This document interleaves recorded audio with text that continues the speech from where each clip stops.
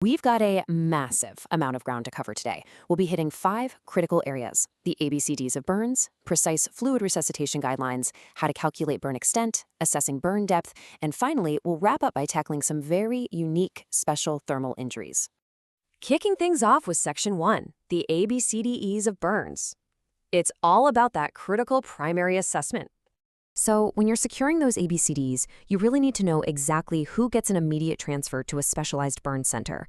Looking at the American Burn Association referral criteria, we're talking about anyone with burns on high-stakes areas. Think face, hands, feet, genitalia, or major joints, mostly because these spots need highly specialized functional and cosmetic care.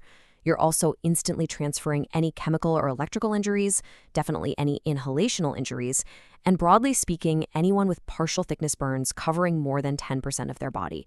Oh, and absolutely any full thickness burn, no matter the patient's age.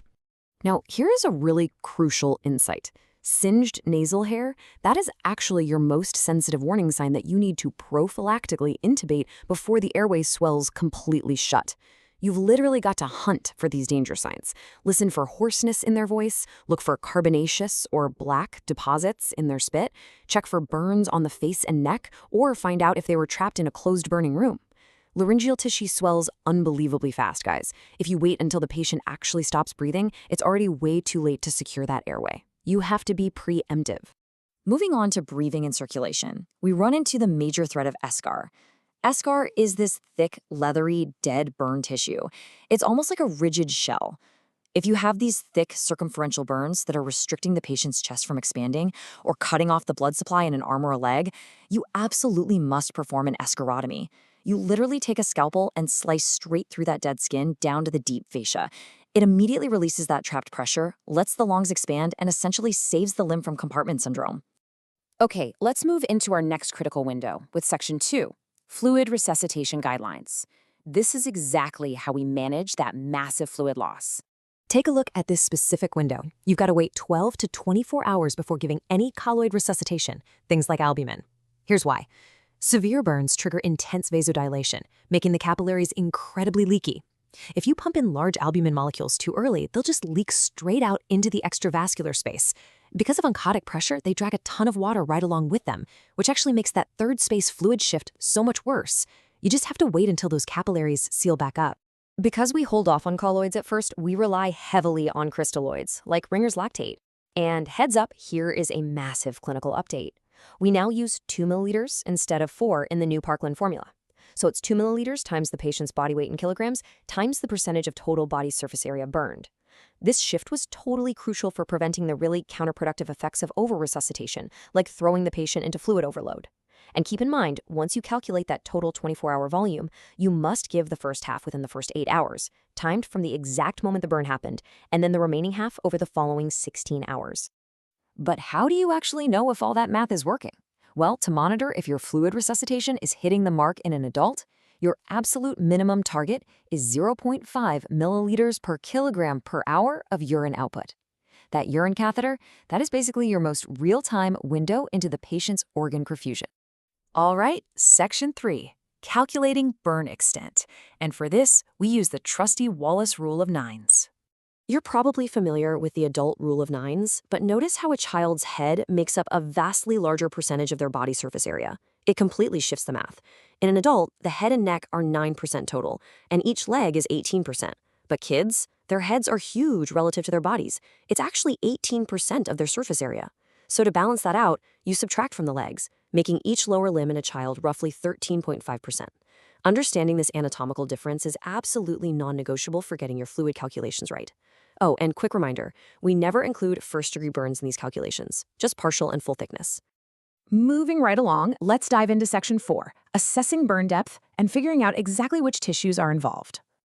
I want you to picture a burn wound kind of like a bullseye. Right in the center is the zone of coagulation. That tissue is completely necrotic. The injury there is totally irreversible. The outermost ring is the zone of hyperemia, which is red and dilated, but that part recovers just fine. But right in the middle, that's the zone of stasis, and its injury is reversible. This is your battleground. Truly perfect clinical care, aggressive hydration, and infection control can actually save this zone from progressing into irreversible tissue death. Let's quickly break down these actual degrees. First-degree burns, think of a bad sunburn. It only hits the epidermis. It's tender but heals with zero scarring. Second-degree superficial hits the upper dermis and is notorious for blistering. Then you have second-degree deep, which penetrates the entire dermis. These don't fully blanch when you press them and often leave behind really nasty hypertrophic scars. But here's what actually shocks a lot of people.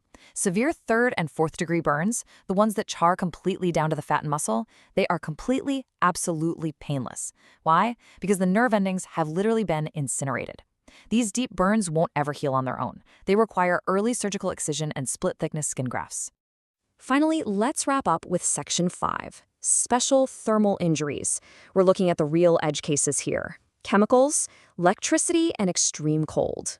The absolute golden rule for chemical burns: never, ever try to neutralize an acid with an alkali or vice versa. Doing that creates an exothermic reaction. It basically generates a ton of heat and just cooks the tissue deeper. For liquids, flush with copious amounts of water, but if it's a dry powder, brush it off first. Now, electrical burns, they are sneaky. They are notorious for hiding massive, deep muscle damage and triggering fatal arrhythmias within the first 24 hours. You need to aggressively monitor these patients with an ECG, and always, always hunt for both the entry and the exit wound. Also keep in mind, AC current, like from a standard wall socket, causes tetany. That's a repetitive muscle contraction that literally freezes the victim to the wire. DC current acts more like a massive defibrillator shock and usually causes immediate heart block. Let's zoom in on one very specific, incredibly lethal chemical: hydrofluoric acid. This stuff is uniquely dangerous because it actively chelates or binds up the body's calcium. That leads to severe hypocalcemia and, you guessed it, fatal arrhythmias. So you need immediate stepwise calcium replacement. Start with a topical calcium gluconate gel. For a moderate burn, you step up to IV calcium. And if it's a really massive exposure, you might literally need to administer intra-arterial calcium gluconate just to save their life. Then there's lightning. A direct strike is basically a massive high-voltage AC electrical burn. But indirect strikes, like if lightning hits a metal fence you happen to be standing next to, can leave behind these really fascinating superficial patterns on the skin called filigree burns. They look exactly like delicate fern leaves, and they're actually created by the path of the electrical sparks just scattering right across the surface of the skin. Now, flipping the thermometer completely to the other extreme, let's talk cold injuries. Trench foot happens when tissue is exposed to the cold, but crucially, it also remains wet for long periods. This causes severe microvascular occlusion. When treating cold exposure, whether it's trench foot or actual frostbite where ice crystals are destroying cell membranes, the protocol is gradual rewarming in 40 degrees Celsius water. And whatever you do, actively avoid any painful rubbing or massaging of the tissue. Doing that just shatters those frozen cells and makes the damage infinitely worse. Which brings us to a really profound rule in emergency medicine when it comes to severe systemic hypothermia. These patients can lose absolutely all vital signs. They won't shiver, they won't appear to be breathing, and their heart might have completely stopped. But you must continue CPR and active rewarming efforts, ideally using a cardiopulmonary bypass machine, which is the absolute gold standard here, until their core temperature normalizes. The saying goes, never declare a hypothermic patient dead until they are warm and dead. Wow, okay, we've covered a tremendous amount of ground in this explainer today, so I'm going to leave you with one final critical question. What single factor determines the absolute highest risk of mortality in a severe burn patient? Well, it's not the total body surface area burned, it's not the depth of the burns, or even the patient's age. It is the presence of an inhalational airway injury. That one simple fact brings us right back full circle, reminding us exactly why our very first assessment step, securing that airway, is always the most critical.